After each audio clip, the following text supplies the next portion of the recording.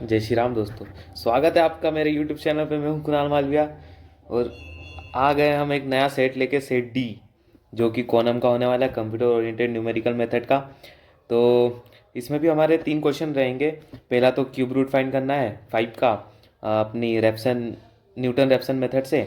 और सेकेंड रहेगा, एक प्रोग्राम रहेगा काई का, उसमें भी स्क्वायर रूट फाइंड करना है 5 का, but fix point iteration method से।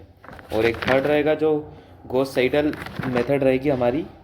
तो देखते हैं, उसमें एक न्यूमेरिकल रहेगा। तो पहले तो शुरुआत करते हैं क्यूब रूट फाइंड करके। तो चलिए कंप्यूटर स्क्रीन पर।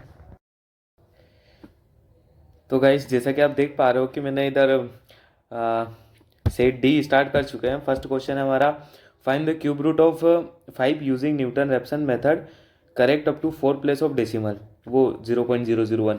इसके इसके पहले भी हमने बहुत सारी चीज़ें डिटेल्स में पढ़ी है, जो कि बी और सी सेट था, उसमें भी ये न्यूटन रेप्सन मेथड ही इसके बीच में खेलना है अपने को। तो मैं इसके पहले मैंने शायद 12 या फिर 7 का बताया था, या दोनों बताया था। तो आप 5 का भी निकालते हैं। चलो, तो लेट्स क्यूब रूट फाइंड करने के लिए पहले तो इसको हम एक इक्वेशन के फॉर्म में लिख लेते हैं। X equal to cube root of 5, x cube equal to 5, x cube minus 5 equal to 0 हो गया। अब न्यूटन रेप्सन मेथड का ये जो फॉर्मूला है, x n plus i equal to x n minus f of x n और f dash x n, ये हमारी पहली इक्वेशन बन जाएगी। और पहले तो हम एफ डैश निकाल लेते हैं। तो एफ डैश काई से निकालेंगे, एफ ऑफ एक्स से निकालेंगे। फिर हम इक्वेशन 1 में उसको पुट कर देंगे। तो वो इक्वेशन को रख देना है, उसको करा हमने। बाकी इसके नेक्स्ट तो गाइस, इधर जैसे हमने जो उसकी फॉर्मूला था वाली इक्वेशन फर्स्ट मान के, उसमें हमने ये जो हमारा क्यूब रूट ऑफ 5 वाली इक्वेशन थी उसको पुट कर दिए। अब हम एक्स एन इसको सॉल्व करेंगे तो हमारे पास एक इक्वेशन बनेगी, जो कि ये इक्वेशन नंबर 2, हम उसको नाम दे देंगे। और इसमें हमें ना धीरे धीरे वैल्यू पुट करते करते उसकी एक प्रॉपर वैल्यू निकालेंगे, जिससे हमको फाइनल आंसर का पता लग सके। तो अकॉर्डिंग टू एक्स ज़ीरो हम 2 मान लेंगे और पुट एन इक्वल टू 0। और जो हमारा ये जो इक्वेशन है ना, जो सेकेंड नंबर वाली इक्वेशन है, उसमें पुट करेंगे।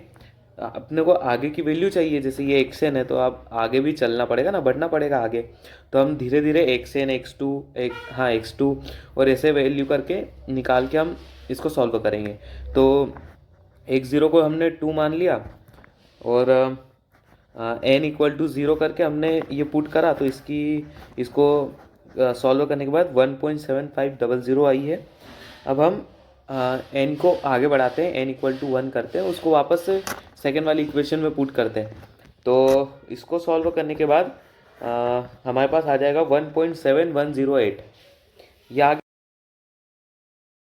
तो जैसा कि दोस्तों हमने देख लिया था कि उसकी वैल्यू आ गई थी 1.7108 आ गई थी x2 की। अब हम उसको वापस आगे बढ़ाएंगे, क्योंकि हमको अभी प्रॉपर आंसर नहीं मिला है। तो इसको हम n2 करेंगे। जैसे पहले n0 रखा, n1 रखा, अब n2 करके जो हमारी सेकेंड इक्वेशन थी, जो थी 1/3 2xn प्लस 5xn स्क्वायर, तो उसमें पुट कर रहे हैं। तो इसको हम आगे सॉल्व करेंगे। हाँ, तो इसको हम सॉल्व करेंगे तो 1.7099 वैल्यू आ जाएगी। और इसमें भी हम सेटिस्फाई नहीं है, क्योंकि इसके क्यूब रूट तब पता चलेंगे जब हमारी, जैसे ये x2 है और x3 है, ये दोनों की कभी सेम वैल्यू आ जाएगी तो हमारा क्यूब रूट फाइंड हो जाएगा। बट अभी नहीं आई है, तो हम इसको n3 तक ले जाते हैं। तो n3 करेंगे, वापस सेकेंड वाली इक्वेशन में पुट करेंगे और देखते हैं आगे। हाँ, तो गाइस अब x4 जैसे n3 पुट करा तो n+1 करके 4 हो गया। तो अब x4 की वैल्यू हम निकालेंगे, तो उसको भी अपन सेकेंड इक्वेशन में पुट करेंगे, 1/3 2xn प्लस 5xn स्क्वायर वाली। तो उसको पुट करने के बाद हमारा 1.7099 आ जाएगा, जो कि हमारा सेम है x3 और x3 का भी। तो हमारा ये फाइंड हो गया, मतलब इसका एन जो क्यूब रूट हमको फाइंड करना था 5 का वो आ चुका है, जो कि है 1.7099। तो ठीक है, ये हमने अच्छे से डिटेल में समझ लिया ये वाला क्वेश्चन। तो आपको कभी एग्ज़ाम में आया तो आप भूलना नहीं, और इसकी जो PDF है वो आपको डिस्क्रिप्शन बॉक्स में मिल जाएगी।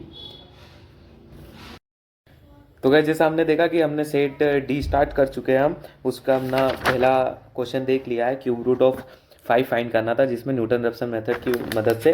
और अब इसके आगे हम देखेंगे कि फ्लो चार्ट बनाना है, उसमें भी cube root of square root of 5 find करना है फिक्स पॉइंट इटरेशन मेथड से। तो उसका भी एक प्रोग्राम और उसका फ्लो चार्ट हम देखेंगे, वो हम नेक्स्ट वीडियो में देखेंगे। तब तक के लिए जय श्री राम।